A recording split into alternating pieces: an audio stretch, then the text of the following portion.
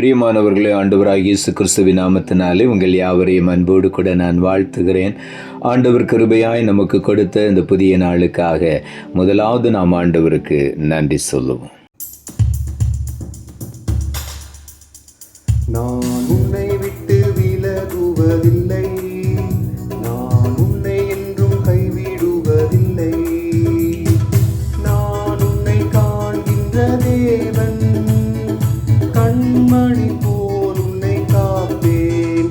நான் உன்னை விட்டு விலகுவதில்லை, நான் உன்னை என்றும் கைவிடுவதில்லை.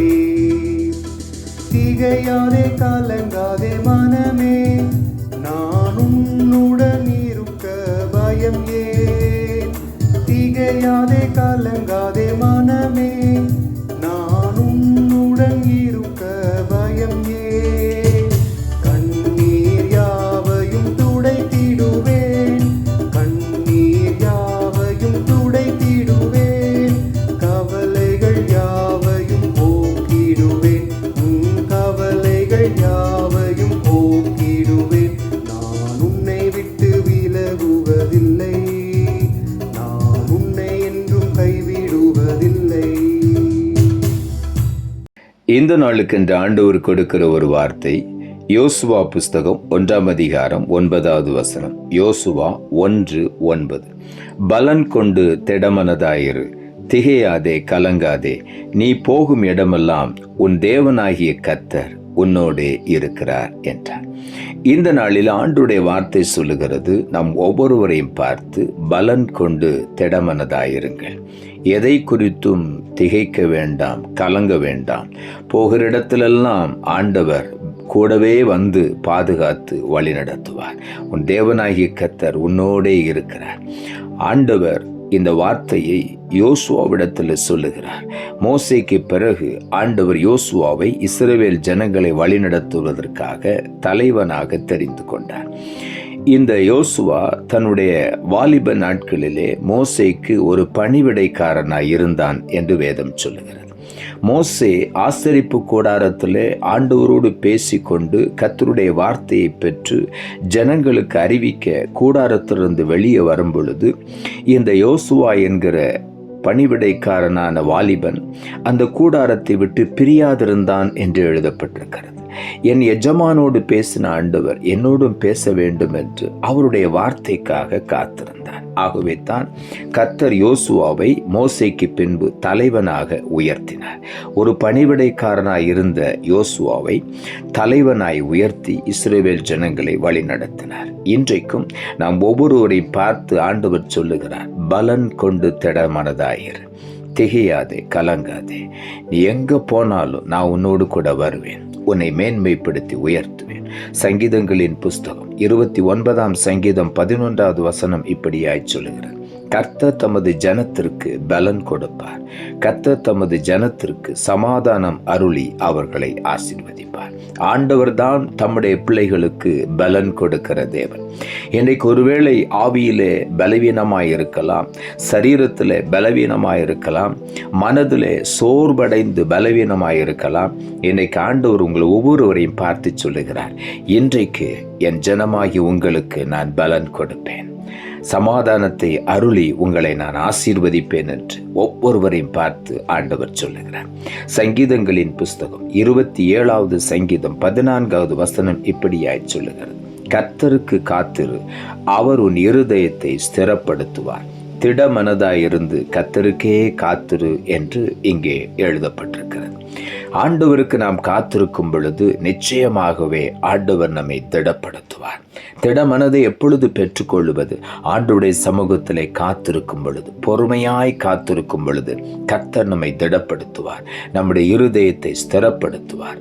நாம் ஆண்டவருக்கு காத்திருப்போம், நிச்சயமாகவே பலனடைந்து ஆண்டவருக்காக கழுகுகளைப் போல நாம் எழும்பி மேலே வளருவோம், உயருவோம். ஆண்டவர் நம்மை மேன்மைப்படுத்துவார். ஆகவே கர்த்தருக்கு காத்திருப்போம். நிச்சயமாகவே நம்மை ஆண்டவர் பலன் கொள்ளச் செய்வார். யோவான் எழுதின சுவிசேஷம் 14ஆம் அதிகாரம் 27வது வசனம் இப்படியாய் சொல்லுகிறது, சமாதானத்தை உங்களுக்கு வைத்து போகிறேன், என்னுடைய சமாதானத்தை உங்களுக்கு கொடுக்கிறேன்.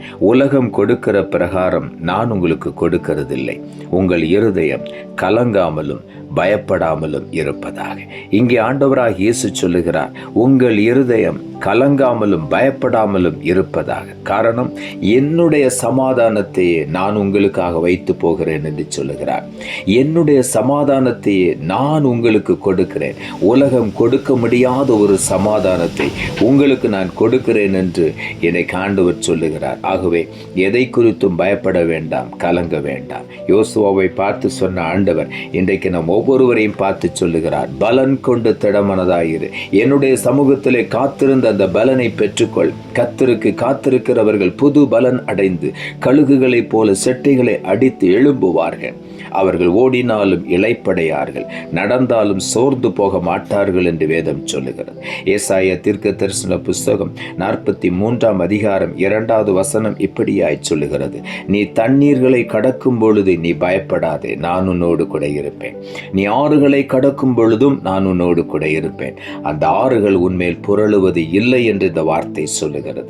நீ அக்கினியில் நடக்கும் போதும் வேகாதிருப்பாய், அக்கினி ஜுவாலை உன் பேரில் பற்றாது என்று ஆண்டவர் சொல்லுகிறார். ஆகவே தான் சாதராக், மேஷாக், ஆபேத் நேகோவை அந்த அக்கினி சூளையிலே ராஜா 7 மடங்கு சூடாக்கின அக்கினி சூளையிலே கொண்டு போய் போட்டான், கட்டி கொண்டு போட்டான். ஆனால் அந்த சாதராக், மேஷாக், ஆபேத் நேகோ 3 பேரும் விடுதலையோடு அந்த அக்கினியிலே உலாவினார்கள். அவர்களோடு கூட ஆண்டவராகிய இயேசு கிறிஸ்துவும் அந்த அக்கினியிலே உலாவினார்.